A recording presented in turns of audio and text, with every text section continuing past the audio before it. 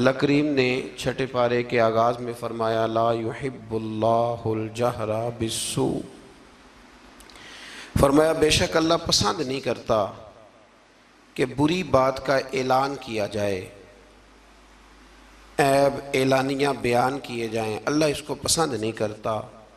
मिनल कौली, किसी बात में से भी कोई ऐसी बात की जाए, कोई ऐसा कौल बयान किया जाए जो बुरा हो, अल्लाह उसको पसंद नहीं करता उसके ऐलान को।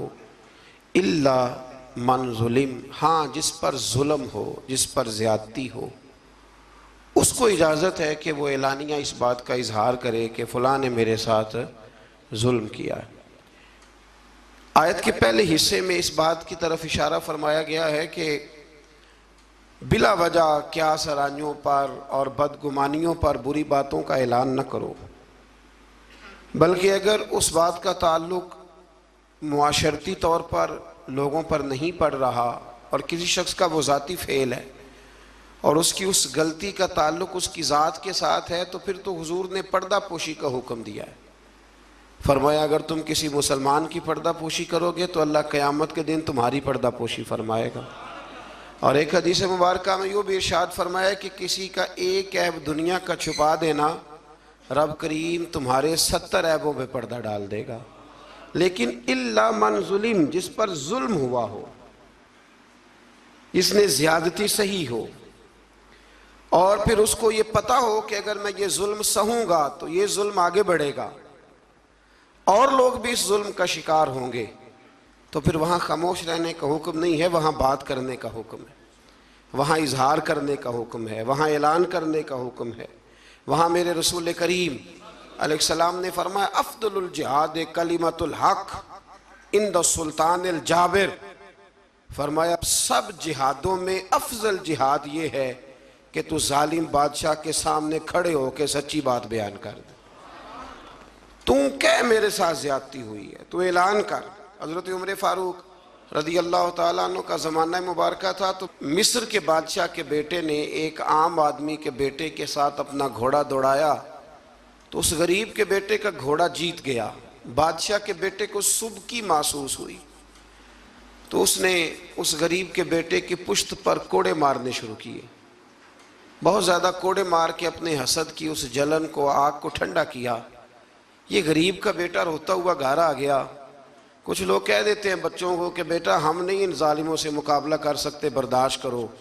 वो जुल्म को फ़रोग देते हैं, वो ज़्यादती को परवान चढ़ाते हैं। इस तरह लोगों के हाथ भी खुलते हैं और जालिम ज़्यादा से ज़्यादा जुल्म करने पर माज़अल्लाह आमादा होता है। जब बेटे ने आके घर बताया ना उस गरीब को कि गवर्नर साहब के बेटे ने मेरी पुश्त पे दुर्रे मारे हैं, तो उसने कहा बेटा मेरे साथ घोड़े पे बैठो। कहा अब्बा जी कहाँ जाना है? तो कहा बेटा ये जुल्म का दौर नहीं, ये उम्र का दौर है, खामोश रहना जुल्म रहेगा, मेरे साथ चलो मदीना शरीफ चलते हैं। रात का वक़्त था, जनाब उमर सोए हुए थे। उस फरियादी ने दरवाजे पे आके सदा लगाई तो कमाल ही कर दी। उसने कहा उमर बाहर निकलो, ये सोने का वक्त नहीं। जब जुल्म होने लगे दुनिया में तो बादशाह सोया नहीं करते, बाहर आओ। जनाब फ़ारूक आदम बाहर आए तो उसने कहा उमर हमारी गलती क्या है कि हम गरीब हैं? गलती ये है कि हम तंगदस्त हैं, मजबूर हैं। देखो मेरे बेटे की पुश्त का क्या हाल किया। हज़रत उमर ने उसी वक्त बंदे दौड़ाए, फरमाया पकड़ के लाओ गवर्नर को भी और बेटे को भी। दोनों बाप बेटा आए तो कहा बेटा जब इसने तेरी पुश्त पर दुर्रे मारे थे तो तू अकेला था? कहा हाँ। फरमाया अब तो सारा दरबार सजा है ना, तू सबके सामने दुर्रे मार। बेटे को दुर्रे लगाए और गवर्नर साहब के लिए हुक्म जारी किया कि इनसे शाही लिबास उतरवा के ना तो इन्हें बोरिए का लिबास पहनाओ, आज के बाद गवर्नर ही नहीं करेंगे, ऊंट चराया करेंगे। लोगों ने कहा हुजूर गवर्नर साहब का क्या कसूर है, गलती तो बेटे की थी। फरमाने लगे इसी का तो कसूर है, इसी ने तो उसके दिल में ये बात डाली है कि तू गवर्नर का बेटा है। किसने उसके दिल में ये बात डाली कि तू गवर्नर का बेटा है? जुल्म को फरोग उन लोगों ने दिया है जो जुल्म सहने लगे। जुल्म को फरोग उन लोगों ने दिया है जो महंगाई पर खामोश रहते। दुनिया में कतील उससा मुनाफिक नहीं कोई जो जुल्म तो सहता है बगावत नहीं करता। दुनिया में कतील उससा मुनाफिक नहीं कोई, ये सबसे बड़ा जालिम है जो जुल्म सहता है और लोगों को भी मशवरा देता है इस दौर में कुछ नहीं हो सकता, लिहाजा चुप कर जाओ, कोई एक तो बोलेगा ना। यार मैं हैरान होता हूं कभी कभी, यानी जमाना बीत गया ना हमें ये कहते हुए कि पाक चीन दोस्ती जिंदाबाद, और उस नाम पर हमने चीनियों को आम वीजे दिए और बगैर किसी तफ्तीश के उनको हमने परमिट जारी किए यहां आने जाने के, और उन्होंने ये हाल किया है कि बीसियों के हिसाब से हमारी बेटियां ले जाके बेचनी शुरू कर दी। किधर गया हमारा सिफारती मौकफ, और कहां गया हमारा वो विजन जिसमें हम कहते थे हम बराबरी की बुनियाद पर लोगों के साथ वक्त गुजारेंगे। ये बराबरी की बुनियाद है, ये बराबरी की बुनियाद है। और टीवी रोज खबर ब्रेक कर देता है कि 2 बच्चियां और सामने आ गई हैं जिनके साथ ये जुल्म हो रहा है। हुकूमती नुमाइंदों में से किसी ने आगे बढ़ के बात क्यों नहीं की, इस पर गुफ्तगू क्यों नहीं की गई, और एहतजाज क्यों नहीं रिकॉर्ड कराया गया। उन बच्चों को गिरफ्तार कर लिया गया है, लोगों को दिखा दिया गया है, लेकिन हमने बड़े लोग गिरफ्तार होते भी देखे और फिर रातों रात वापस जाते भी देखे। ये हमने रंग देखा, किसी की दियत चली गई और किसी का कुछ चला गया, लेकिन ये जुल्म की रात ज्यादा देर तक चलेगी नहीं। ये याद रखें, जुल्म जब बढ़ जाता है तो फिर मिट जाता है, फिर वो ख़त्म हो जाता है। लेकिन मैं आपसे गुजारिश करूंगा, रमज़ान अल मुबारक में कुरान मजीद का 6ठा पारा पहले नंबर पर हमें कहता है जुल्म सहना छोड़ दो, जालिमों के साथ मवाफ़क़त करना, मुताबकत करना, उनके साथ प्यार करना ये छोड़ दो। जालिमों की दोस्ती अच्छी नहीं होती। इससे आगे जब हम बढ़ते हैं तो अल्लाह तबारक व तआला ने एक गिरोह का जिक्र किया है। इसके बारे में फरमाया कि वो अल्लाह और उसके रसूल के साथ कुफ्र करते हैं, और एक बड़ी अनोखी बात बयान की है। फरमाया वो कुफ्र भी करते हैं और वो अल्लाह और उसके रसूलों के दरमियान फ़र्क भी करना चाहते हैं। वो इरादा रखते हैं कि अल्लाह और अल्लाह के रसूलों के दरमियान फ़र्क कर दें, जुदाई पैदा कर दें। फरमाया उनका कहना यह है कि वो बाज़ रसूलों पर ईमान लाते हैं और बाज़ के साथ कुफ्र करते हैं। फरमाया ये लोग काफिर हैं और इनकी बातें रब करीम के लिए काबिल कबूल नहीं है, ये इनका रवैया अहले इस्लाम के लिए काबिल कबूल। और इन लोगों के बारे में अल्लाह करीम ने फरमाया उलाइका हुमुल काफिरून हक्का। फरमाया ये जो है ना कुछ रसूलों को मानते हैं, कुछ को नहीं मानते, और अल्लाह और उसके रसूल के दरमियान जुदाई करना चाहते हैं। फरमाया ये पक्के काफिर हैं, पक्के काफिर हैं, पक्के, ये बड़े पक्के। हमारे बरेली शरीफ में एक उस्ताद हुआ करते थे, हज़रत अल्लामा बहाउल मुस्तफ़ा साहब किबला, मौलाना अमजद अली आज़मी साहब रहमतुल्लाह ताला अलैह के छोटे साहिबजादे थे। वो अभी भी पढ़ाते हैं बरेली शरीफ में, जिन्होंने बहार शेर लिखी है।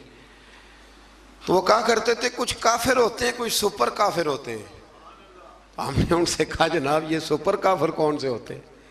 कहते काफिर तो वो होता है ना जो अल्लाह रसूल को मानता नहीं, और सुपर काफिर वो होता है जो कहता है रब अलहदा रसूल अलहदा, बिल्कुल इनको करीब नहीं होना चाहिए। फरमाया ये सुपर काफिर है, इसलिए कि कलमा पढ़ के भी वो बात करता है जिसका कोई वजूद मौजूद अल्लाह ताला समझने की तौफीक अता फरमाए। इससे फिर थोड़ा सा जब हम आगे बढ़ते हैं तो अल्लाह तबारक व तआला ने हज़रत ईसा अलैहिस्सलाम का जिक्र फरमाया है कि हज़रत ईसा अलैहिस्सलाम को अल्लाह तबारक व तआला ने आसमानों पे उठा लिया। हमारे मुफस्सिरीन ने लिखा है कि जब उन लोगों ने ये चाल चली कि हज़रत ईसा अलैहिस्सलाम को माज़अल्लाह शहीद कर दिया जाए, तो अल्लाह ताला ने उसी गिरोह में से एक शख्स को वो शबाहत दी जो हज़रत ईसा अलैहिस्सलाम की शबाहत थी, उसको उन्होंने सूली पे चढ़ा दिया और रब करीम ने हज़रत ईसा को आसमानों पे बुला लिया। हज़रत ईसा चौथे आसमान पर मौजूद हैं और ज़िंदा हैं, वो तशरीफ़ लाएंगे। और मेरे रसूल पाक ने फरमाया वो मेरी मस्जिद में नमाज़ पढ़ेंगे और वो यहाँ आएंगे, उम्मत मुस्लिमा की रहनुमाई करेंगे, और फरमाया अपने कलमे को फ़रोग़ नहीं देंगे, मेरा कलमा पढ़वाएंगे लोगों। और फरमाया जब वो नमाज़ पढ़ेंगे ना तो इमामत भी मेरी उम्मत का इमाम करेगा।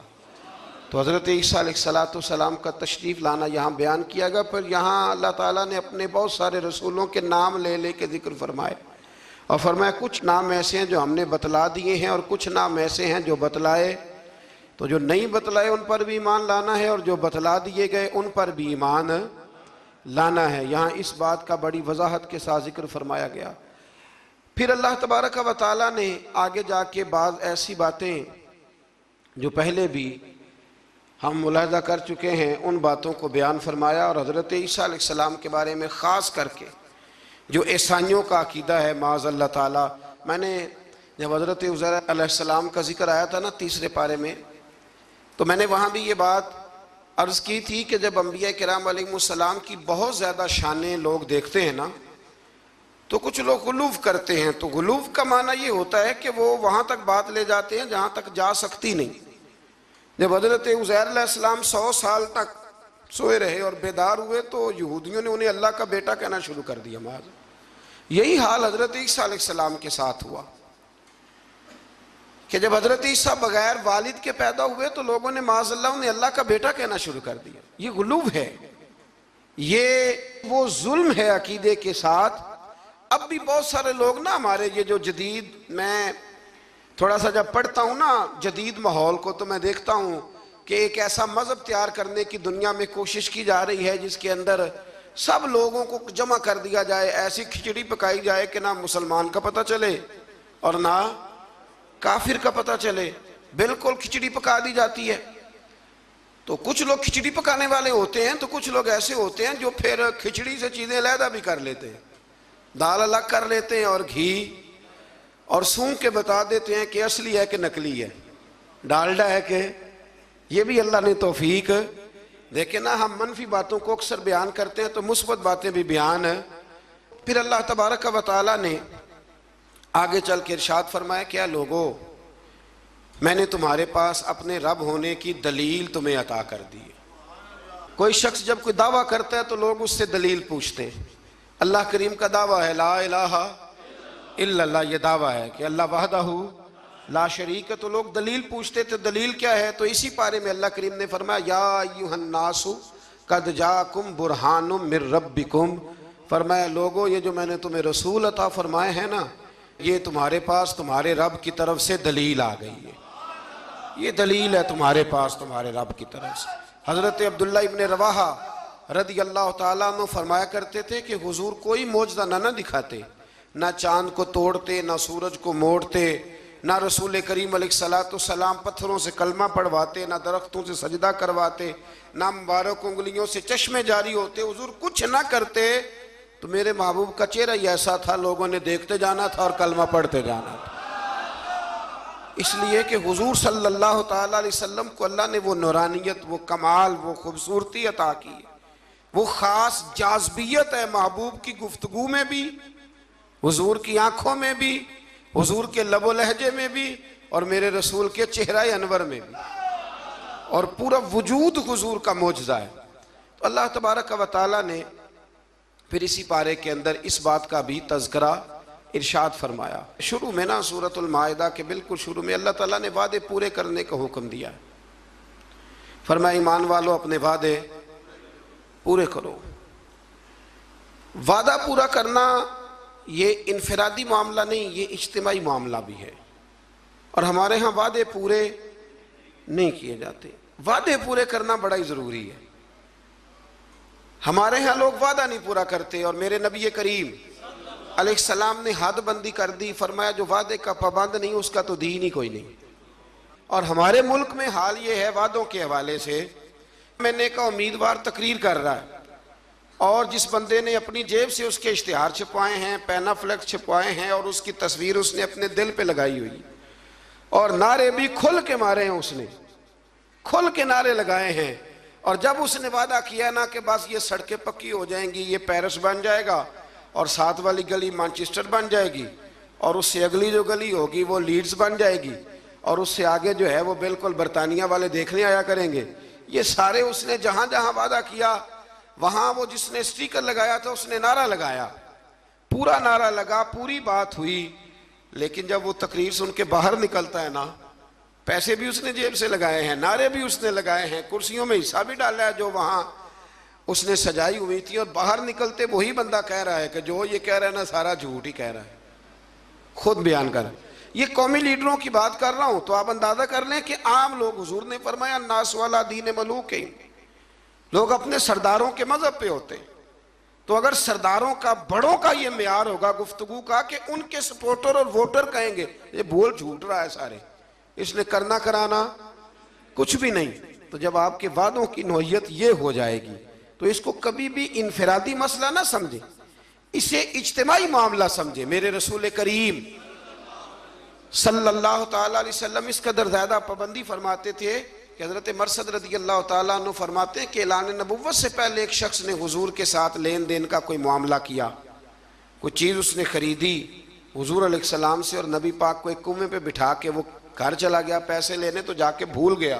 3 दिन के बाद उसे याद आया और वो शख्स कहता है जब मुझे याद आया तो फिर भी मैं दौड़ के नहीं आया। मैंने कहा कि वो चले गए होंगे, 3 दिन कौन बैठा रहता है।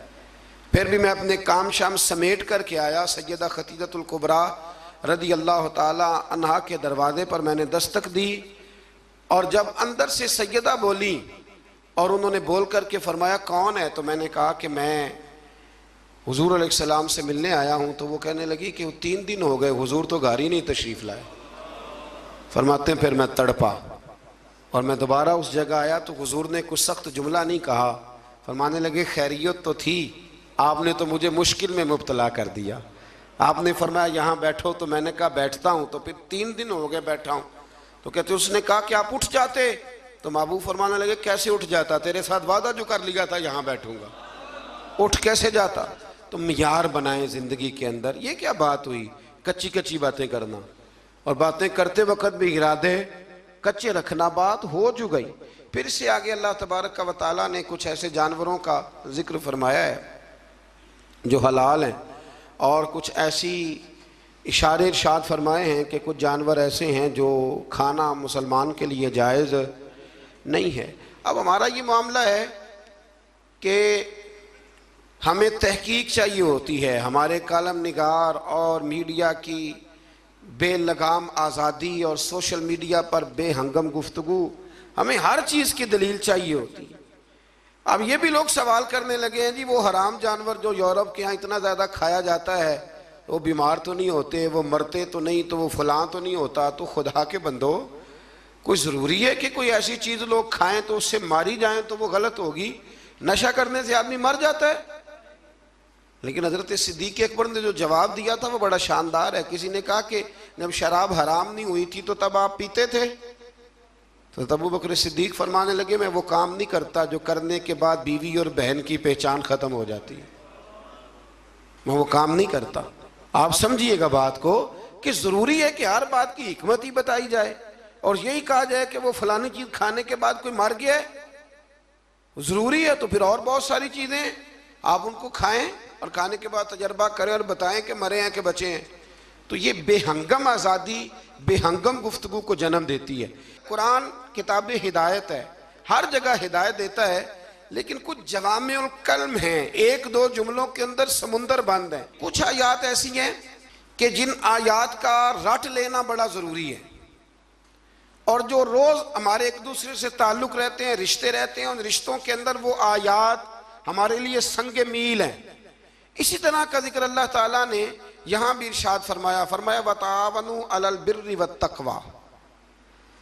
जब नेकी और परहेजगारी का काम हो तो एक दूसरे के साथ ताउन करो, और वला तावनु अलल इस्मि वल उद्वान, और फरमाया गुनाह और ज्यादती पर एक दूसरे के साथ ताउन न करो। और आगे इरशाद फरमाया वत्तकुल्लाह, अल्लाह से डर जाओ, अल्लाह से डरो। नेकी और परहेजगारी का काम हो तो ताउन करो, आगे बढ़ो, शाबाशी दो, प्यार करो। और गुनाह और ज्यादती का मामला हो, मेरा दोस्त, मेरा भाई, मेरा अपना कोई गलत काम करने जा रहा हो, कोई जुल्म करने जा रहा हो, तो अल्लाह ने हुक्म दिया है कि अब तू उसके साथ ताउन ना कर। हमारे यहाँ पनाहें दी जाती हैं, वो हमारे देहातों में ना कोई किसी की बहू बेटी को भगा के ले आता था ना, तो यार कहते थे यारी का ये बहुत बड़ा हमारे जिम्मे कर्ज है कि हमने इसके साथ ताउन करना। गलत काम में ताउन करना, हराम फेल में ताउन करना, जुल्म और ज्यादती पर एक दूसरे के साथ ताउन करना, वो जबर कर रहा है और तू ताउन कर रहा है, और इसको मर्दानगी करार दिया जाता था। मर्दानगी, ये कोई मर्दानगी है? ये तो वो वाली बेहयाई है कि जिसके बारे में फरमाया जब तू बेहया हो जाए तो जो तेरा दिल करे तू कर। ये कोई मर्दानगी नहीं, आप जुल्म और ज्यादती पर मदद कर रहे हैं। ये आपको पता है कि मेरे दोस्त ने जबर किया है, जुल्म किया है, कचहरी और थाने में घसीट करके अपने मुखालिफ को ले गया है, तो तो आप उसके साथ ताउन कर रहे हैं, आगे बढ़े हुए हैं। तो याद रखें अपनी ज़िंदगी में इस बात को, ये कुरान ने एक उसलूब दे दिया, ताउन करना है नेकी और परहेजगारी पर, गुनाह और बदी पर कभी ताउन। मेरे रसूल करीम अलैहिस्सलाम ने फरमाया अपने भाई की मदद करो, चाहे वो जालिम हो या मजलूम हो। तो सहाबा ने अर्ज़ की या रसूल अल्लाह सल्लल्लाहु अलैहि वसल्लम, मजलूम की मदद तो समझ में आ गई, तो जालिम की मदद कैसे करें? तो नबी करीम अलैहिस्सलाम ने फरमाया जालिम को जुल्म करने से रोक दो, ये तुम्हारी मदद होगी। ये जो यारों के साथ लड़ने चले जाते हैं, पूछते भी नहीं कि हक पे हैं कि नहीं, चले जाते हैं, कहते बस दोस्तों का प्रोग्राम बन गया था, फलां बस वाले को मारना है, तो चले गए सारे। ओ खुदा के बंदे, तो जुल्म और ज्यादती में मददगार बन गया। और मैंने देखा है रवैया इतना खौफनाक है। अब जो अगली बात करने लगा हूँ वो ज़रा नाराज़ करने वाली है, इससे बहुत सारे लोग नाराज़ होते हैं, लेकिन चूंकि ज़रूरी है तो करनी भी ज़रूरी है। इलेक्शन के दिनों में बड़ी मदद होती है, हमें पता है बंदा जालिम है, जाबर है, लेकिन क्या करें जी, हमारी बरादरी का है, क्या करें जी, हमारा अपना है, क्या करें जी, हमारा मोहल्लेदार है। तो अबू जाल भी तो हुजूर की बरादरी का था, मोहल्लेदार था, रिश्तेदार था, तो क्या उसकी मदद हो जाती? यजीद जो है वो भी तो इसी खानदान से ताल्लुक रखता था, ऊपर जाके यहीं से मिल जाता था, तो इमाम हुसैन ने उसके जुल्म पर उसकी मदद क्यों ना की? तो इसलिए ये रवैया बदलें, नेकी और परहेजगारी के काम में आगे बढ़े, दौड़ कर ताउन करें, और जुल्म और ज्यादती के मामलात में कभी भी किसी शख्स के साथ कोई रवैया आप ताउन का बिल्कुल बरकरार ना रखें। एक आया करीमा सूरतुल माइदा की आयत नंबर 3 का जो इब्तदाई हिस्सा है वो भी बड़ा शानदार है। हज़रत सैयदना उमर फ़ारूक रज़ी अल्लाह ताला अन्हु फरमाते हैं, जब ये आया करीमा नाजिल हुई तो मुझे यहूदियों का एक आलिम मिला और कहने लगा, उमर तुम्हारे नबी करीम अलैहिस्सलाम पर एक ऐसी सूरत नाजिल हुई है कि अगर वो तौरात में नाजिल होती तो हम उस दिन को ईद का दिन मनाते, ईद समझ के वो दिन मनाते। इतनी शानदार आयत, आयत क्या है? अल यौमा अकमलतु लकुम दीनकुम, अल्लाह फरमाते हैं कि आज के दिन मैंने तुम्हारा दीन तुम्हारे लिए मुकम्मल कर दिया, व अतममतु अलैकुम निअमती, और मैंने तुम पर अपनी नेमत को मुकम्मल कर दिया। देखे ना, हमारे यहाँ हाफिज जी पक्का रट्टा लगा के कुरान मजीद याद करते हैं, और जब याद कर लेते हैं ना तो वो सुनाते हैं, और जब माशाल्लाह सुनाते हैं अल्लाह की तौफीक से, तो फिर हाल ये होता है कि उस दिन जब कुरान शरीफ ख़त्म होता है तो हम जश्न मनाते हैं। खुशी होती है कि नहीं होती? ये नाजरा कुरान मजीद को बच्चा मुकम्मल करता है तो तब भी खुशी होती है कि नहीं होती? और हमारे यहाँ जो लोग आम ख़त्म शरीफ के मुखालिफ है, ख़त्म बुखारी के, वो भी बड़े कायल हैं। तो अगर दीन मुकम्मल हो जाए, पिछला कोई दीन भी मुकम्मल नहीं था, तो ये दीन मुकम्मल है हमारे पास, यानी इतना मुकम्मल है कि हमें छींकने का तरीका भी बाहर से लेने जाने की कोई ज़रूरत नहीं, वो भी हमारे रसूल ने हमें घर में अता फरमाया है, वो भी हमें बाहर से ले जाने की ज़रूरत। अकमलतु लकुम, मुकम्मल कर दिया तुम्हारे लिए। और ये जो लफ्ज़ लकुम है, इस पर बड़ी खूबसूरत बात काजी सनाउल्लाह साहब पानीपति रहमतुल्लाह लिखी है। वो फरमाते, रब फरमाते हैं मुकम्मल भी मैंने तुम्हारे लिए किया है, तुम्हारे लिए मुकम्मल किया है ताकि तुम राज़ी हो जाओ, तुम्हारे लिए आगे जीना आसान हो जाए। तो मेरे अजीज़ दोस्तों, इससे थोड़ा सा आगे जब हम जाएंगे तो अल्लाह तबारक व तआला ने वज़ू के फ़राइज़ भी इसी जगह बयान फरमाए, और फिर अल्लाह तबारक व तआला ने इंसाफ करने के लिए खड़ा होने का हुक्म भी इन्हीं आयात के अंदर दिया। और जब आप इंसाफ के लिए खड़े होंगे, वो कोई भी हो, और जब आप अदल करेंगे तो अल्लाह करीम ने इरशाद फरमाया कि फिर तुम्हें एक ऐसी नेमत मिलेगी जिसका कुरान मजीद में जा बजा जिक्र है। वो नेमत क्या है? फरमाया इदिलू, तुम अदल करो, वह अक़रबु लित्तक़वा, अब ये तकवे के करीब हो जाएगा। और जब इंसान तकवे के करीब होता है तो फिर अपने रब के करीब हो जाता है। अदल करो, इंसाफ करो, तुम्हारे हाथ एक घर का ही अदल और इंसाफ क्यों ना आए, इंसाफ का तराजू। इसलिए हुजूर सल्लल्लाहु अलैहि वसल्लम ने फरमाया हर एक निगरान है और उससे उसकी रियाया के बारे में सवाल किया जाएगा। आगे जाके ना इसी पारे के अंदर हज़रत आदम अलैहिस्सलाम के उन 2 बेटों का भी जिक्र है कि जिसमें एक बेटे ने दूसरे को कत्ल कर दिया था। उसने जब उसको कत्ल किया, और कत्ल की बुनियाद जो यहाँ बयान की गई वो हसद है।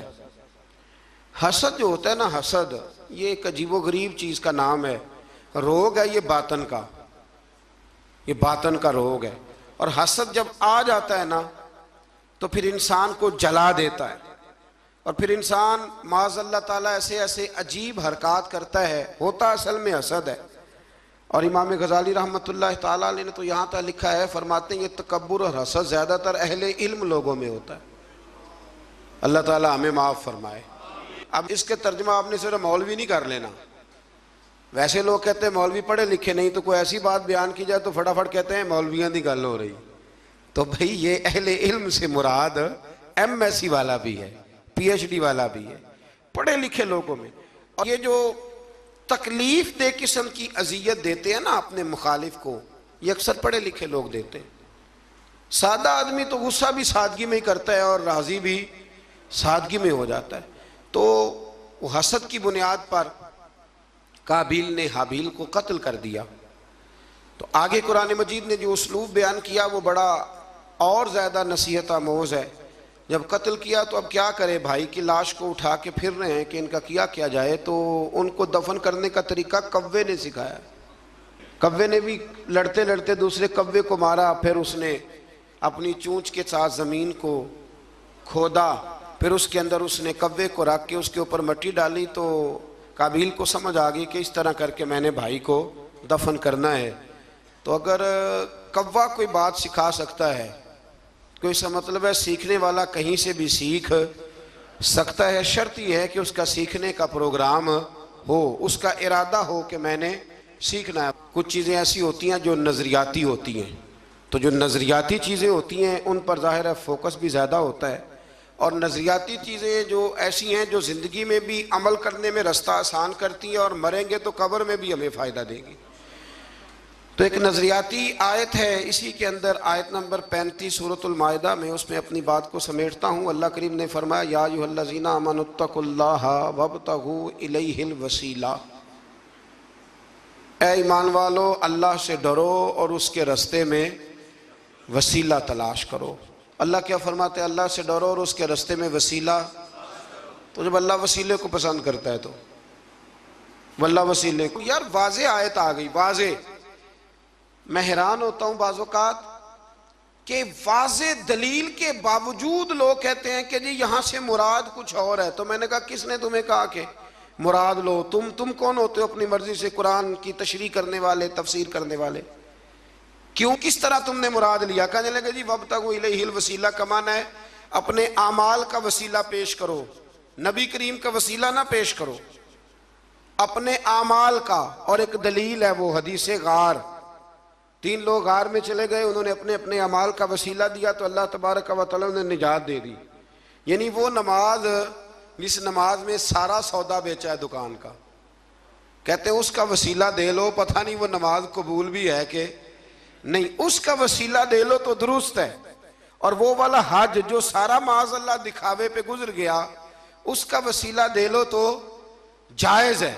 और वो ज़कात पता नहीं पूरी दी के नहीं दी, उसका वसीला दे लो तो, यानी वो आमाल जो पता नहीं कबूल है कि नहीं, उनका वसीला दे लो तो वो जायज़ है। तो ये तो अमाल पता नहीं मकबूल हैं कि नहीं मकबूल, तो उस रसूल का वसीला ना दे जो हर वक़्त ही रब की बारगाह में मकबूल है। और सिर्फ दुनिया में ही मकबूल नहीं, कब्र में भी मकबूल है। और क़यामत के दिन भी शफात का सेहरा सजेगा तो मुस्तफ़ा के सरे अनवर पर सजेगा। हमारे यहाँ बड़े अजीबो गरीब रवैयों के लोग पाए जाते हैं, और फिर जो उनकी बातें कबूल करने वाले हैं वो उससे भी ज़्यादा वसी ज़रफ़ हैं, वो उससे ज़्यादा बुलंद हौसलों के मालिक हैं। वो साहिबान इल्म फ़िक्र फटाफट आ जाते हैं, कहते हैं जी मतलब वसीले की ज़रूरत क्या है, अल्लाह जब सारा कुछ डायरेक्ट सुनता है।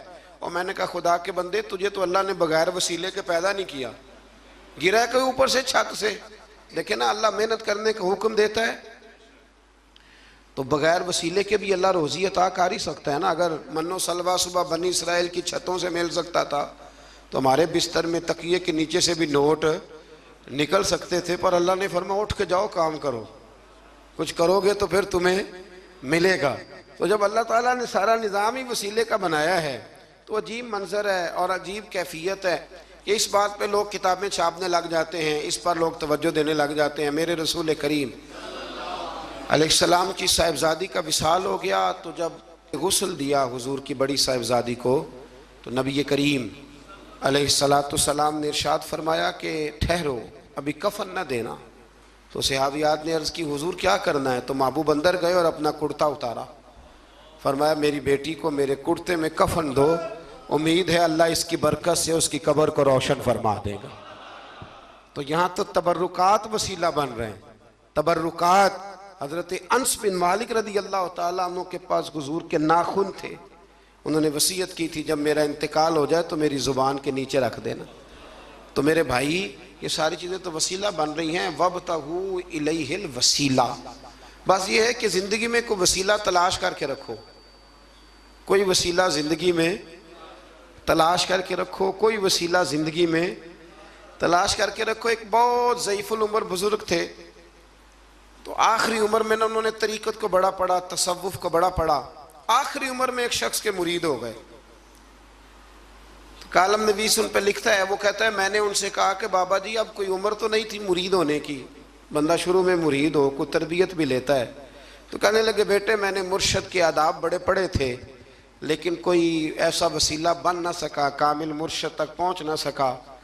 तो फिर इरादा किया कि अल्लाह की तौफीक से और तलाश करता हूँ, तो बुढ़ापे में मिल गया है।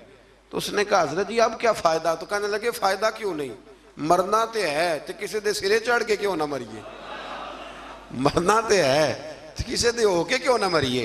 इसलिए आखिरी उम्र में से ही प्रोग्राम मेरा पक्का बन गया है। और ये वब्तगू इलैहिल वसीला पर शाह वलीउल्लाह साहब मुहद्दिस देहलवी रहमतुल्लाह ताला अलैह, वक्त नहीं है वरना मैं कुछ और बुजुर्गों के भी यहाँ आपको हवाले पेश करता। शाह वलीउल्लाह साहब को बर्रे सगीर पाक को इनके तकरीबन तमाम मकातब फ़िक्र, वैसे लोग इनकार करने पे आए तो वो इमाम आज़म का भी कर दें, उनकी मर्ज़ी है, लेकिन तमाम मकातब फ़िक्र शाह वलीउल्लाह साहब के ना सिर्फ अकीदतमंद हैं बल्कि उनके शागिर्दों की लिस्ट में। तो शाह वलीउल्लाह साहब ने यहाँ वब्तगू इलैहिल वसीला पर लिखा है, फरमाते इसका माना ये है कि कोई मुर्शद कामिल तलाश करो। इसका माना ये है कि तुम कहीं जाओ और वहाँ से तरबियत हासिल करो और किसी के रस्तों के मुसाफिर बन के तुम अल्लाह रसूल की बारगाह में आओ। ये हमारे बुजुर्गों ने नहीं लिखा, ये हज़रत शाह वलीउल्लाह साहब अलैहि रहमा इसको नकल करते हैं। तो वसीला एक बड़ी महबूब चीज़ का नाम है, अल्लाह उसको महबूब रखते हैं। क़यामत में रब हिसाब ही नहीं शुरू करेगा, बुखारी मुस्लिम में मौजूद है, हिसाब उस वक़्त शुरू होगा जब मेरे रसूल पाक सिफारिश करेंगे। तो जब क़यामत का वो हिसाब जो तय है, कुरान की हर सिपारे में जिसका जिक्र है वो हुजूर के वसीले से शुरू हो रहा है। बस दुआ फरमाएं कि हमारे हाथों में जो वसीले हैं वो हमेशा कायम रहें और अल्लाह तबारक व तआला हमारी निस्बतों को मजबूतियाँ अता फरमाए। आखिर दावा या अनिल हम्दुलिल्लाह।